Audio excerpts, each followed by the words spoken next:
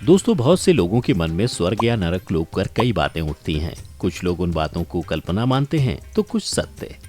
हिंदू धर्म शास्त्रों में उल्लेख है कि मनुष्य अपने कर्मों के अनुसार किसी भी लोक में जाता है। परंतु क्या आपको ये पता है कि नरक की यात्रा कैसी होती है? चलिए जानते हैं। नमस्कार दर्शकों, स्वागत है आपका द डिवाइन टेल्स पर एक बार फिर।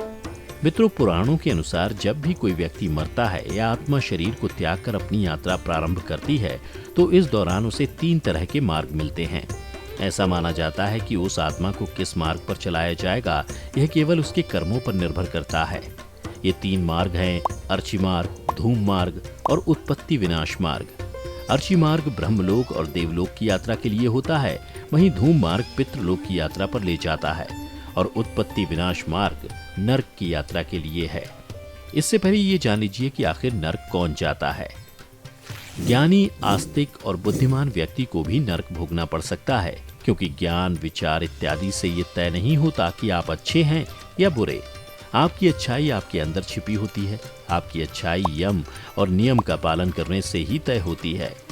अच्छे लोगों में ही होश का स्तर बढ़ता है और वे देवताओं की नजर में सबसे ऊंचे बन जाते हैं।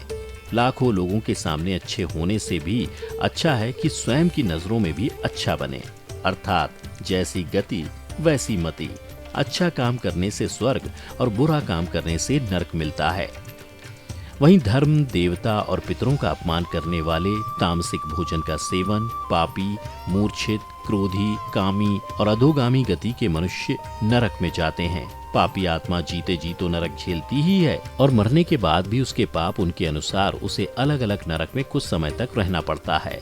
इसके अलावा निरंतर क्रोध में रहना, कलह करने वाले, हमेशा दूसरों को धोखा देने का सोचते रहना, शराब पीना, मांस भक्षण करना, दूसरों की स्वतंत्रता का हनन करना और पाप करने के बारे में सोचते रहने वालों का हश्र बुरा होता है और मरने के बाद नरक में ही जाता है।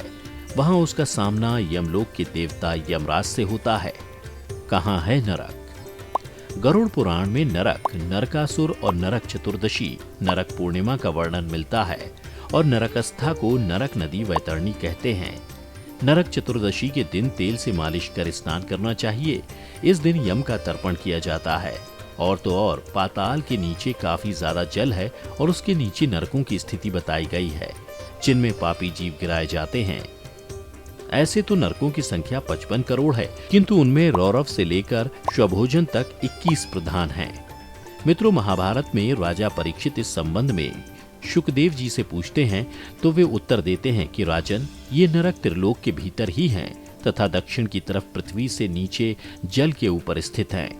उस लोक में सूर्य के पुत्र पितराज भगवान यमराज हैं और वे यहाँ अपने सेवकों के साथ रहते हैं तथा भगवान की आज्ञा का उल्लंघन न करते हुए अपने दूतों द्वारा वहां लाए हुए मृत प्राणियों को उनके दुष्कर्मों के अनुसार उनके पाप का फल दंड के रूप में देते हैं। और पुराणों में ऐसा भी कहा जाता है कि कैलाश के ऊपर स्वर्ग और नीचे नरक व पाताल लोक हैं। स्वर्ग को मेरु पर्वत के ऊपर के लोकों के लिए प्रयुक्त किया है और जिस तरह धरती पर पाताल और नरक लोक की स्थिति बताई गई है, उसी तरह धरती पर स्वर्ग की स्थिति भी बताई गई है।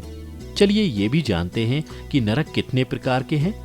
श्रीमद् भगवत और मनुस्मृति के अनुसार नरकों के नाम: तामिस्त्र, अंधसिस्त्र, रौवर, महारौवर, कुंभीपाक, कालसूत्र, आसी पवन, सकूर मुख, अंधकूप, मिभोजन, संदेश, तप्त सूर्मी, वज्रकंटक, शलमली, वैतरणी, पियोद, प्राणारोध, विषसन, लालभक्ष, सारमेयादन, अवीच और आहपान। इसके अलावा शरकर्दम, रक्षोगण भोजन, शूलप्रोत, दंदशूक, अवनिरोधन, पर्यावर्तन और सूचीमुख।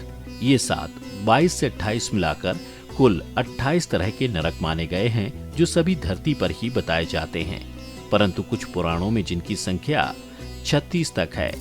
इसके साथ ही वायु पुराण और विष्णु पुराण में भी बहुत से नरक कुंडों के नाम लिखे हैं: वसा कुंड, तप्त कुंड, सर्प कुंड और चक्र कुंड आदि। इन नरक कुंडों की संख्या 86 है, जिनमें से 7 नरक पृथ्वी के नीचे हैं और बाकी लोक के परे माने गए हैं।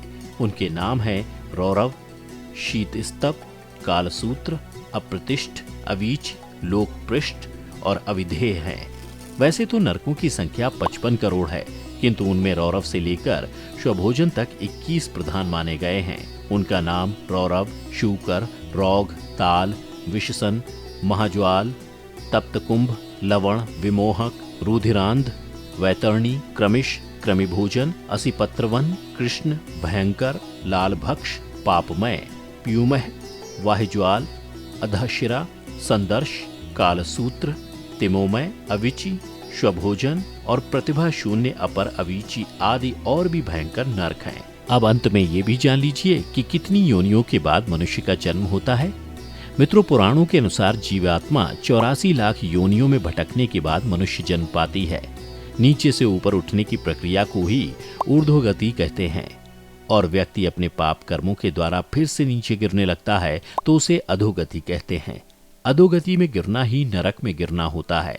जिस प्रकार रात में हमारा शरीर निद्रा के कारण अचेत हो जाता है, तब हम हर तरह के स्वप्न देखते हैं, और यदि हम लगातार बुरे सपने देख रहे हैं तो यह नरक की ही स्थिति है।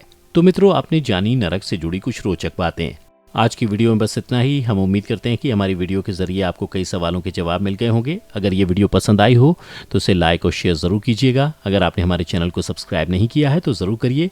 इसके साथ ही मुझे दें इजाजत, और हाँ, वीडियो को अंत तक देखने के लिए आपका बहुत बहुत शुक्रिया।